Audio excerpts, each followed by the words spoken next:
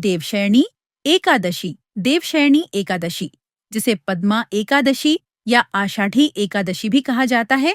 इस दिन भगवान विष्णु 4 महीने की योग निद्रा में चले जाते हैं, जिसे चातुर्मास कहा जाता है।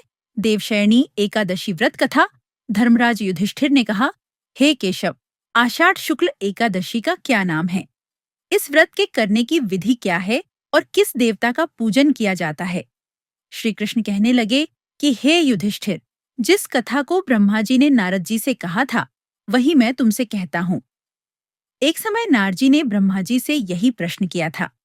तब ब्रह्मा जी ने उत्तर दिया कि हे नारद, तुमने कलयुगी जीवों के उद्धार के लिए बहुत उत्तम प्रश्न किया है, क्योंकि देवशयनी एकादशी का व्रत सब व्रतों में उत्तम है।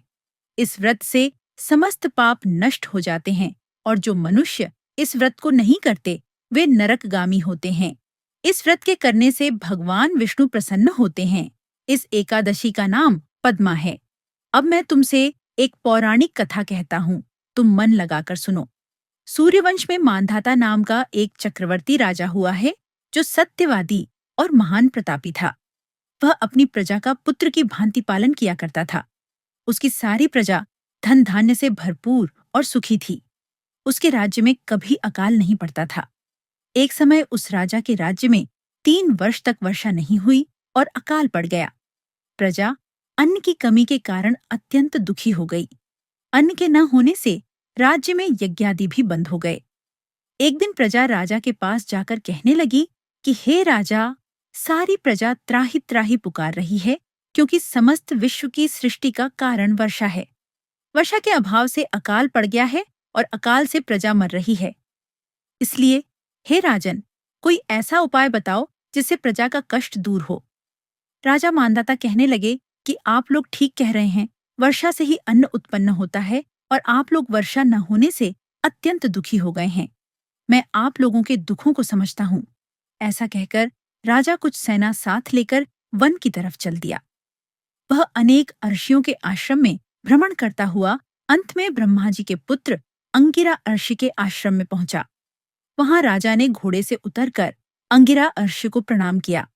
मुनि ने राजा को आशीर्वाद देकर कुशल क्षेम के पश्चात उनसे आश्रम में आने का कारण पूछा।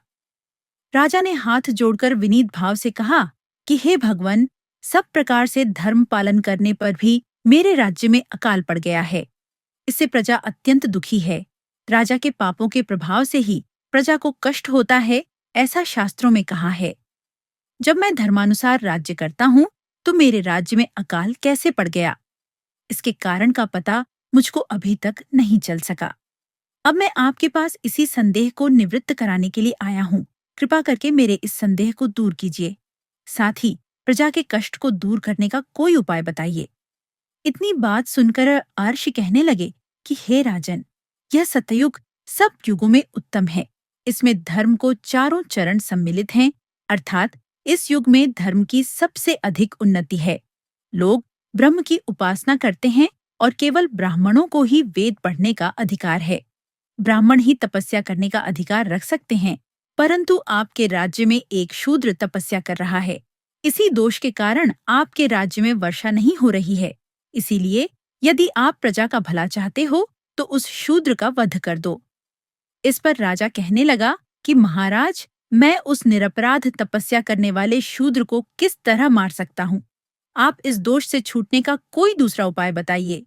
तब अर्षि कहने लगे कि हे राजन, यदि तुम अन्य उपाय जानना चाहते हो तो सुनो। आषाढ़ मास के शुक्ल पक्ष की पद्मा नाम की एकादशी का विधि पूर्वक व्रत करो।